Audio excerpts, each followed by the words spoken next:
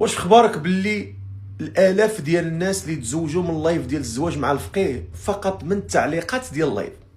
لا اخفيكم سرا، ملي كتدخل لايف ديال برنامج الزواج مع الفقيه مع العشرة ديال الليل اللي كيبدا ديال اوروبا، وهذا على فكره بين قوسين اللايف ديال برنامج الزواج كنبداو مع العشرة ديال الليل بتوقيت اوروبا، فين؟ في تيك توك، في الصفحه ديال الفقيه لايف اللي فيها 3 مليون ابوني معروفه.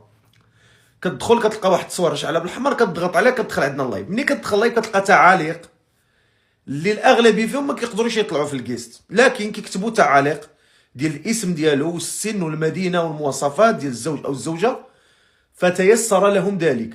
طبعا انما الاعمال بالنيات وانما لكل امرئ ما نوى، فاللي نيته نيه الزواج ونيه حسنه سيدي ربي راه كيسخر ليه في بنت الناس وولاد الناس.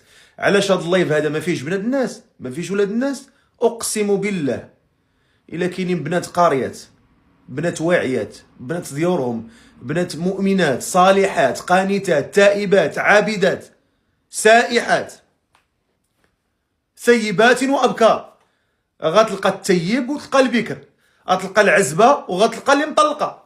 ربي راه قالها في القران العزبه، التيب والبكر. البكر راكم عارفينها اللي ما عمرها ما تزوجت، والتيب اللي مطلقه اللي سميتو عليها، تفهمنا؟ فغتلقى جميع انواع اصناف البنات المؤمنات القانتات. طبعا خص تكون النيه ديالك نيه الزواج، وكذلك الشباب الطيب الصالح اللي تبارك الله خدم على راسو وكيقرا وما شاء الله وصل لمستويات عاليه في الدراسه، وكاينين الناس تبارك الله ولاد الناس. فالحمد لله بزاف ديال الناس تزوجوا من التعاليق ديال اللايف، من التعاليق ديال اللايف. والحمد لله هذا البرنامج، برنامج الزواج مع الفقيه، برنامج يحث الشباب على الزواج. وحتى هذا الانسان نفرض كاع ما تزوجش من عندي، على الاقل كنكون زرعت ليه فكره الزواج في الكيان ديالو وفي القلب ديالو وفي العقل ديالو. لان اليوم وليتي كتشوف واحد كيغير على صاحبته كانه كيغير على مرته، وهذه مصيبه ولينا كنشوفوها في المجتمع ديالنا.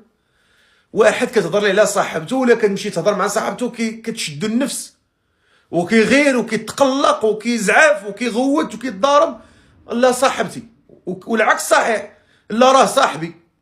ولهذا هذا البرنامج ألقى نجاحا واسعا في العالم العربي والإسلامي، وكذلك حتى لغير المسلمين. الحمد لله طلعوا معنا ناس من إسرائيل، طلعوا معنا ناس من إيطاليا، من فرنسا، يعني من جنسيات مختلفة، وهذا فضل من الله تبارك وتعالى.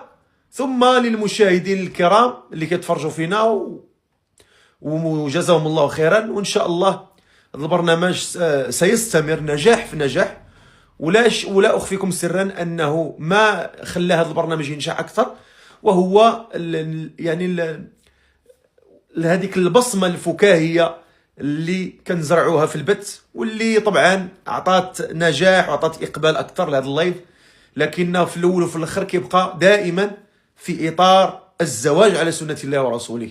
فمرحبا بالجميع، والله يسر لكم جميعا، والله يوفقكم، والله يرزقكم الأزواج الصالحين إن شاء الله. السلام عليكم.